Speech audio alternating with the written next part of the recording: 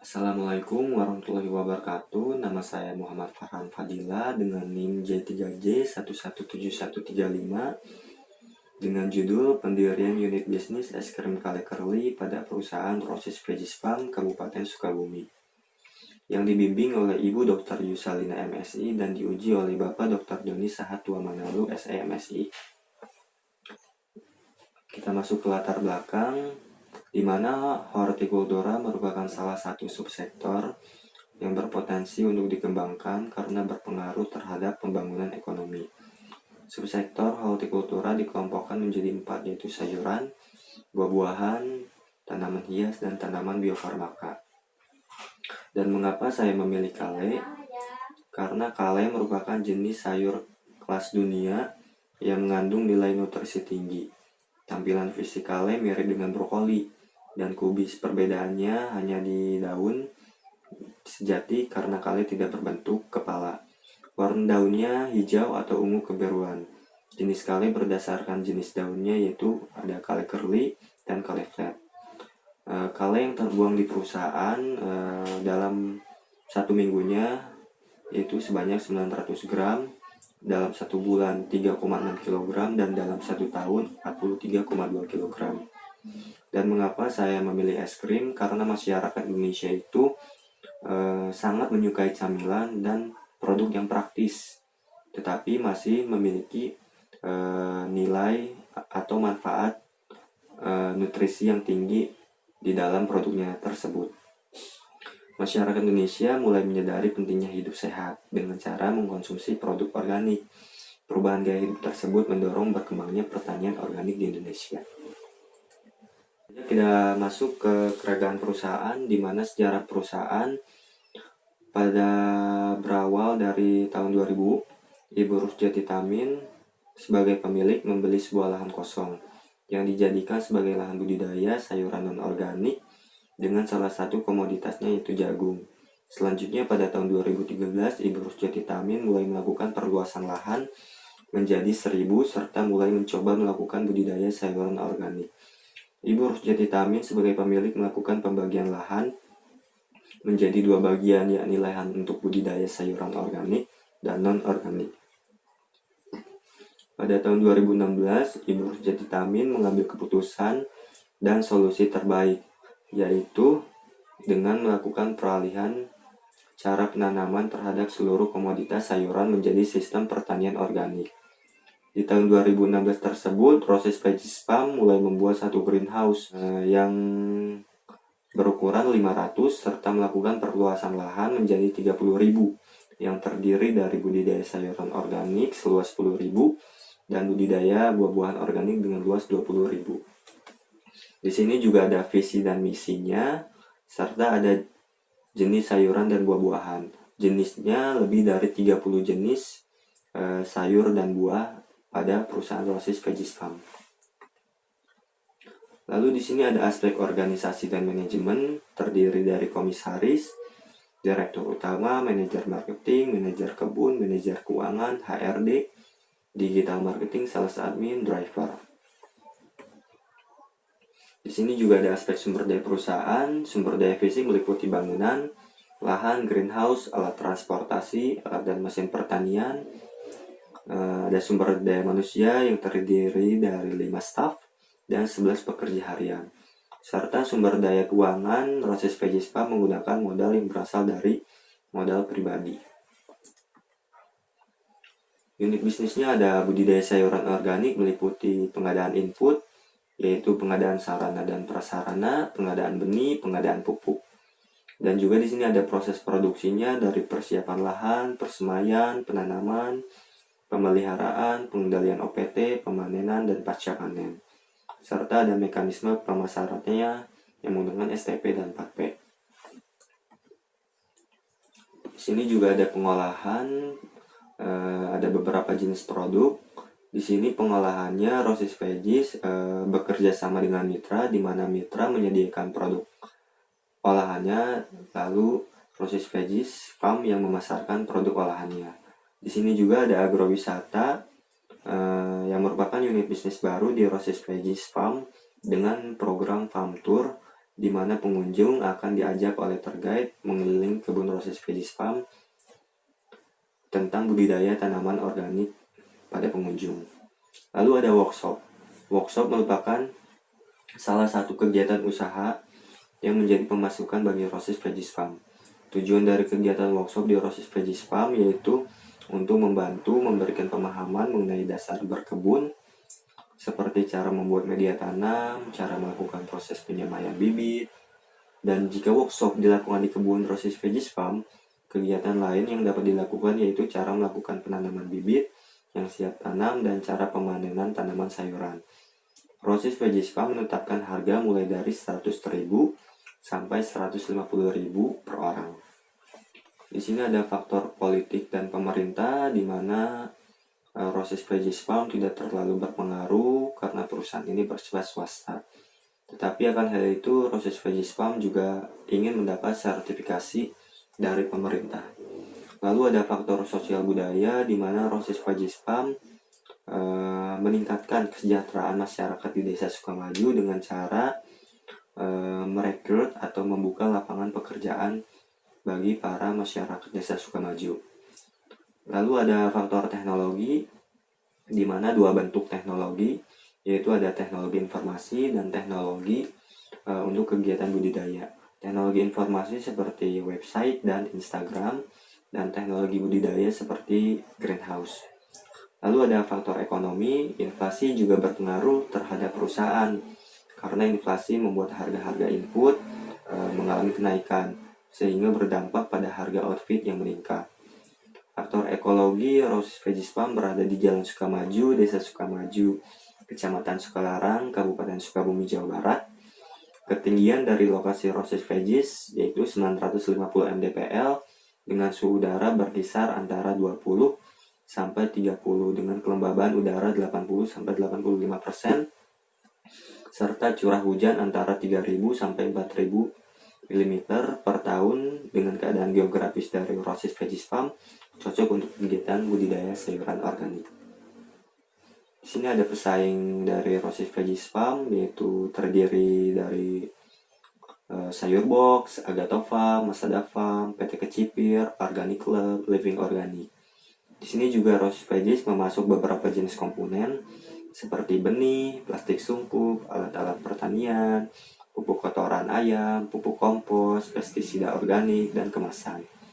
Di sini juga ada pelanggan tetap dari Roses Veggies Farm seperti restoran Cimaja Beach Club, agen Warung Kebunku, agen Semesta Organik, agen Selama Ada di Bumi, agen Natural Organik, agen Kasyara Fresh, dan reseller perorangan, dan yang terakhir yaitu konsumen akhir.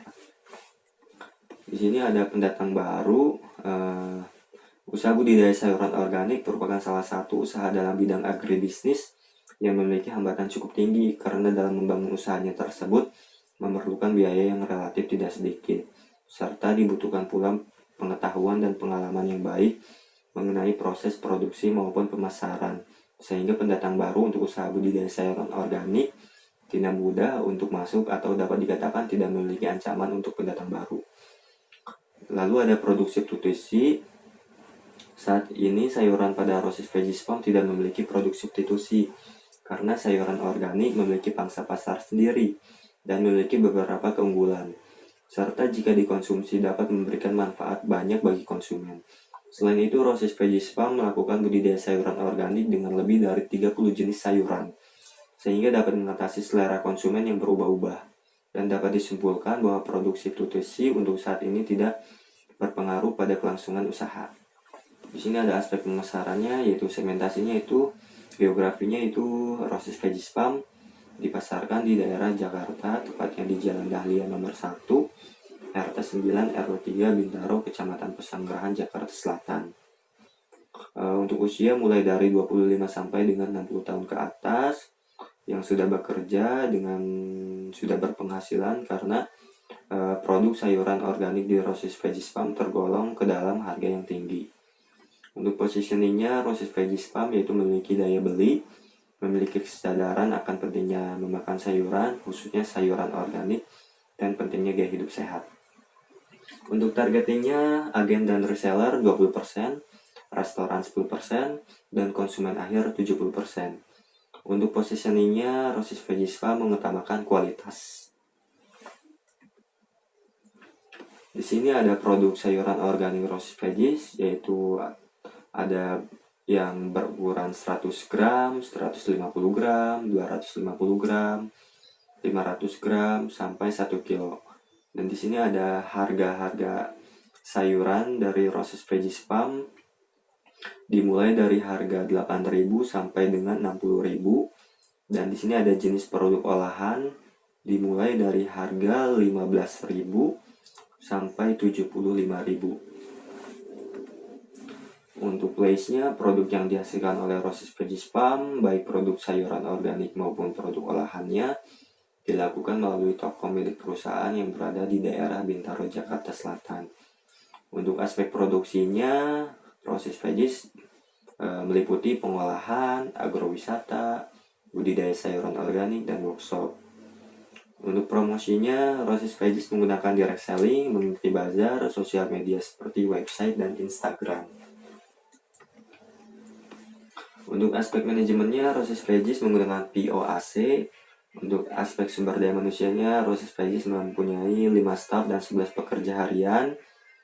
Dan aspek kolaborasi, Rossis Veggies berkolaborasi dengan Berkah Chicken, Darren & Sander, Lingkar Organik Jakarta, Nafisa PT 2 Putri Jogja, Orice, Petani Mitra, Toko Organik Bintaro, dan Your Sayur.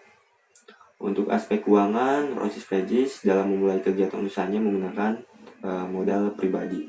Pihak Rossis Veggies Farm memiliki tenaga kerja yang memiliki kemampuan dan pengalaman untuk mengatur dan melakukan pencatatan keuangan, sehingga saat ini pencatatan keuangan pada Rossis Veggies Farm sudah dilakukan dengan baik sesuai dengan sistem akuntansi. Ini ada penentuan ide pengembangan bisnis. Saya mengambil weakness dan opportunity, di mana strategi yang dihasilkan yaitu pendirian unit bisnis es krim Kalekerli pada perusahaan Rossis Veggies Farm Kabupaten Sukabumi. Di sini ada perencanaan produknya. Produknya bisa dilihat seperti itu dengan terdapat logo dan juga ada brosurnya. Dengan perencanaan pemasarannya itu di Kota Sukabumi, Kabupaten Sukabumi, dan Kabupaten Cianjur. Dalam perencanaan pemasaran, harga-harga pesaing untuk daerah Sukalarang, yaitu untuk es krimnya sendiri yaitu 8.000 sampai dengan 12.000.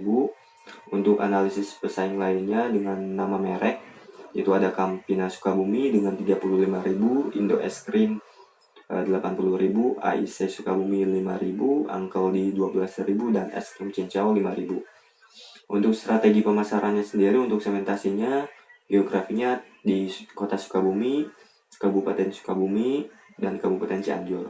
Untuk demografinya itu pendapatan menengah bawah sampai atas, dan laki-laki dan perempuan.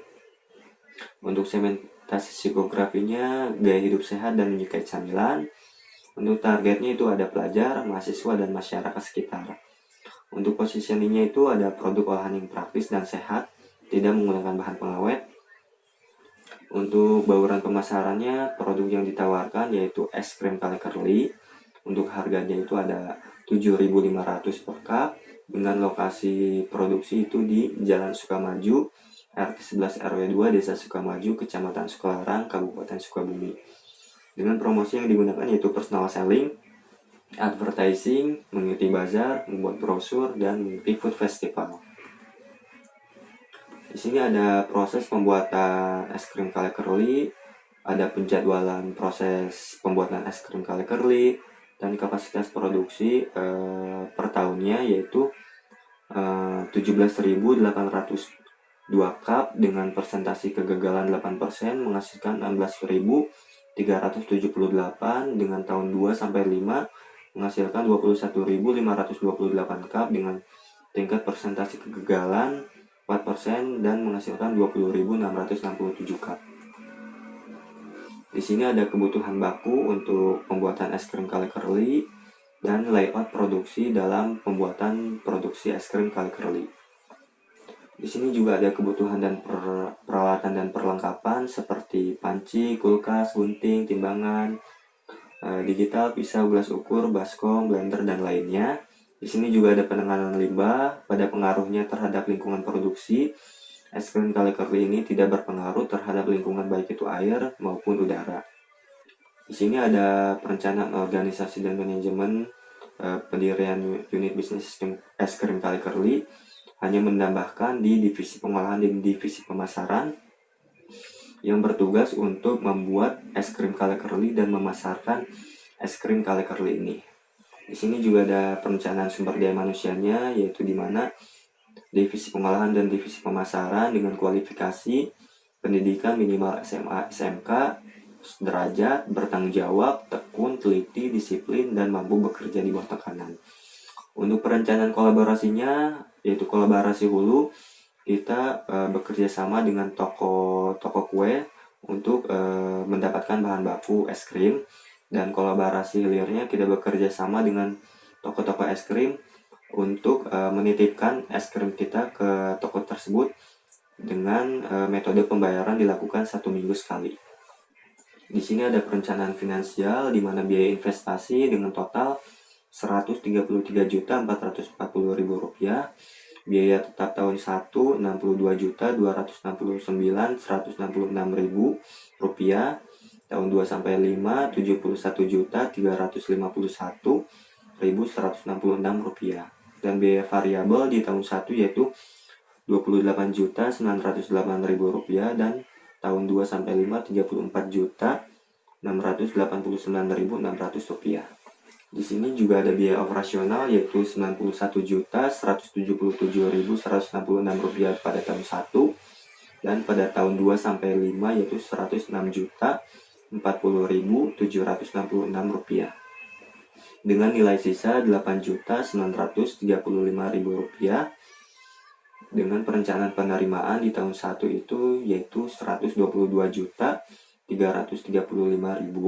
dan di tahun 2 sampai 5 yaitu Rp155.2.500. Dengan proyeksi laba rugi di tahun 1 yaitu Rp31.499.544, dan tahun 2 sampai 5 yaitu Rp48.716.924. Dengan cash flow NPV yaitu Rp135.605.180, dengan IRR 67%, net BC 2,69, gross BC 1,27, dan payback period 2 tahun 4 bulan. Switching value-nya yaitu penurunan harga jual dengan persentase 22% dan kenaikan total harga variabel 96%.